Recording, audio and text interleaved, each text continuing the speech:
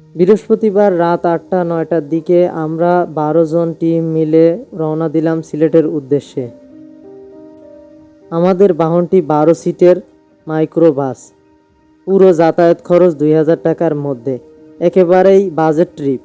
রাত ১০টা-৯টার দিকে বা ১১টার দিকে গাড়ি উঠে নিলাম। কেউ গান শুনে, কেউ গল্প করেছিল এবং আমি একটু ঘুমিয়ে নিচ্ছিলাম, কেননা রাতের বেলা বা সকালবেলা আমাকে প্রচুর ফটোশপ করতে হবে, সেদিকে অনেক খেয়াল ছিল, তাই আমি এদিকে তেমন একটা করিনি। গাড়ি রাত্রে চলতে থাকলো, চলতে চলতে আমরা কিন্তু রওনা দিলাম। এর মধ্যেও আমিও একটু মজা মাস্তি করেছি অনেক। জাস্ট সারা রাত চললো গাড়ি, সকাল হয়ে যাবে আমাদের যেতে যেতে। এর মধ্যে সবাই নাচানাচি মাতামাতি তো করতেই আছে, আমি কিন্তু আমার মতো ঘুমায় নিচ্ছি। সকালে বা পরে আপনারা দেখতে পারবেন যে এদের অবস্থাটা কি হয়। একদিনে 2টা ব্লগ আমাকে করতে হচ্ছে এবং করতে হবে, ভিডিও শ্যুট করতে হবে, তাই আমার ঘুমানো প্রয়োজন। রাতের বেলা যদি মাস্তি করি তাহলে আমার এই ভিডিও দেওয়া আপনাদেরকে সম্ভব হবে না। আর দয়া করে সবাই ভিডিওতে অবশ্যই লাইক করে দিবেন, সাবস্ক্রাইব করে দিবেন, কিন্তু ভাই প্লিজ। যেতে যেতে ভোর 6টা হয়ে গেল। ভোর 4-5টার মধ্যে আমরা পৌঁছে গেলাম শাহজালাল রহমাতুল্লাহ আলাইহির মাজার বা রওজা। এখানকার জমজমাট পরিবেশ সত্যি মন ছুঁয়ে যায়। রাতের বেলা, দিনের বেলা সব সময় এখানে মানুষজন যাতায়াত করে এবং আসা যাওয়া করে। তো আমরা এখানে দেখতেছিলাম অনেকগুলো জালালি কবুতর আছে এখানে, যেগুলো সত্যি অসাধারণ। তবে এই জালালি কবুতরগুলো কখনো আপনার মেন যে মসজিদ আছে সেই মসজিদ বা অন্য কোনো বিল্ডিংয়ের উপর পায়খানা করে না। এদের একটা বিশেষত্ব হচ্ছে এটা। কিছুদূর আগাতে দেখলাম একটা কবরে লেখা আছে হজরত শাহজালাল রহমাতুল্লাহ আলাইহির রওজা শরীফ, কিন্তু বাস্তবে এটা কতটুকু সত্য আমি জানি না। তারপরে এখানে যে জায়গাটা দেখতেছেন, এই জায়গাটা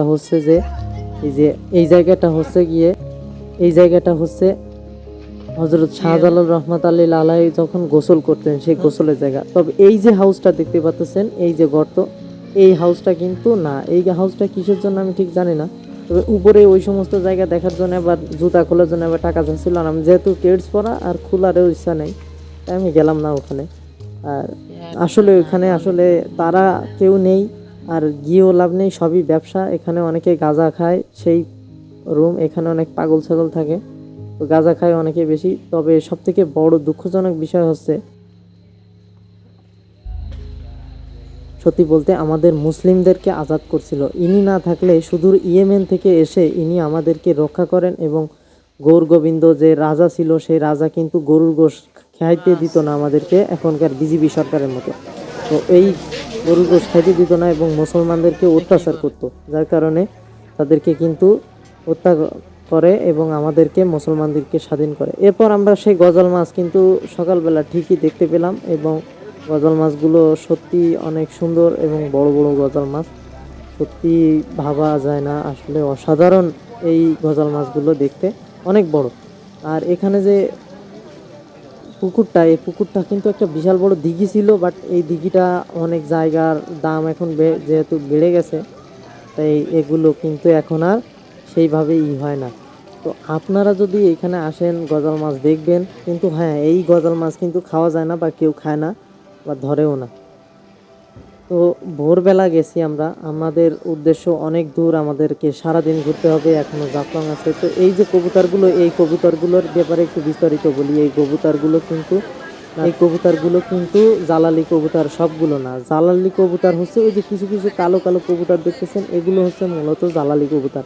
জালালি কবুতরগুলো নীল এবং কালো রঙের যে ডোরাকাটা এক ধরনের জাত হয়, এটাই হচ্ছে প্রকৃত জালালি কবুতর এবং গুনো কবুতর বলা হয়। এগুলোর একটা বড় বিশেষ গুণ হচ্ছে এরা অনেক দামি দামি কবুতরের বাচ্চাগুলো ফুটিয়ে থাকে।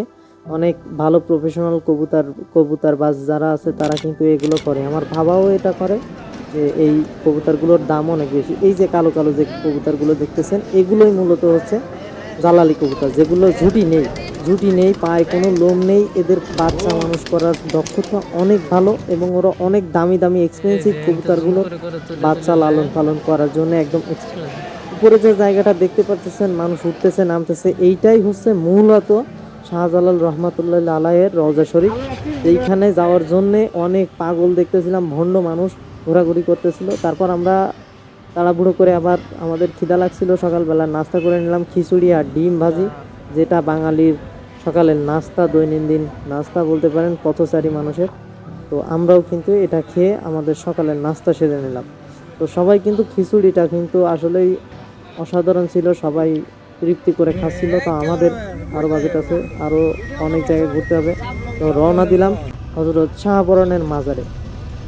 তো শাহপরানের মাজারে যাচ্ছিলাম আর সিলেটের সেই অসাধারণ দৃশ্য দেখতেছিলাম। সিলেটের রাস্তাঘাট এত সুন্দর পরিষ্কার পরিচ্ছন্ন, অন্যান্য শহরের মতো এত বেশি ফুটপাতের দোকান নেই, এত বেশি ঝুইঝামেলা নেই।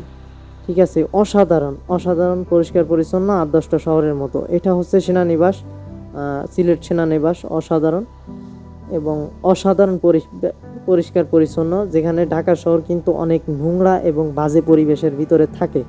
কিন্তু এইটাই আমি এমনটা পেলাম না, যেটা আসলে ভাষায় কল্পনা করা যায় না এমন বিষয়টা। তো যেতে যেতে পথে কিন্তু আমরা চলে যাচ্ছি সেই গন্তব্যে, মানে আমাদের শাহপরান মাজারের কাছাকাছি চলে এসেছি প্রায়। এই মোড় দিয়ে যেতে হবে। তো সকালবেলা অনেক লাফালাফি যারা করতেছিল, সারা রাত যারা লাফালাফি করছে, তারা এখন কেউ কেউ ঘুমায় পড়ছে, কেউ কেউ অজ্ঞান হয়ে যাচ্ছে, যেমনি সেমনি অবস্থা।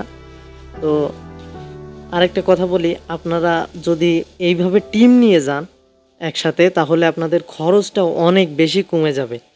কেননা যদি টিম নিয়ে যান তাহলে অনেক বেশি খরচ কমে যাবে এবং আপনাদের অনেক কম টাকা লাগবে। আচ্ছা, 2000 টাকায় কি এক ঢাকা শহরের থেকে আপনি 2000 টাকার ভিতরে ঢাকা শহরের থেকে আবার আপনি যদি মনে করেন সিলেট যাবেন, সারাদিন ঘুরবেন, খাবেন ভিআইপি ভাবে, আবার চলেও আসবেন, এটা কিন্তু সত্যি ব্যয়বহুল। মানে আপনি যদি একা বা 2-3 জন করতে যান, কিন্তু এইভাবে টিম আর ভাগাভাগি করে নিলে 12 জন মানুষ 2000 টাকায় অনায়াসে হয়ে যাবে। সব থেকে বড় যে প্যারাটা সেটা হচ্ছে যে আপনার ভাঁজ ভাড়া দরকার হবে। এবার এসে গেলাম শাহপরানের মাজারে। এইখানে অনেকেই আছে আগরবাতি এবং ধূপকাঠি নিয়ে পড়ে থাকে এবং উপরে যে রওজা শরীফ আছে উপরে গিয়ে মাজার জিয়ারত করতে হয়, আমরাও করেছি। তো এইখানে যে সত্যি কথা বলতে যে এইখানে অনেকেই ধূপকাঠি আগরবাতি নিয়ে পড়ে থাকে। তো আপনাদের অনুরোধ থাকবে যে এদের ধূপকাঠি বা হাতে হাত মিলাবেন না, এদের সাথে কারোর সাথে কথা বলবেন না, চুপচাপ আপনি জিয়ারত করে চলে যাবেন। এরা কিন্তু ভণ্ড, আগেই বলছি।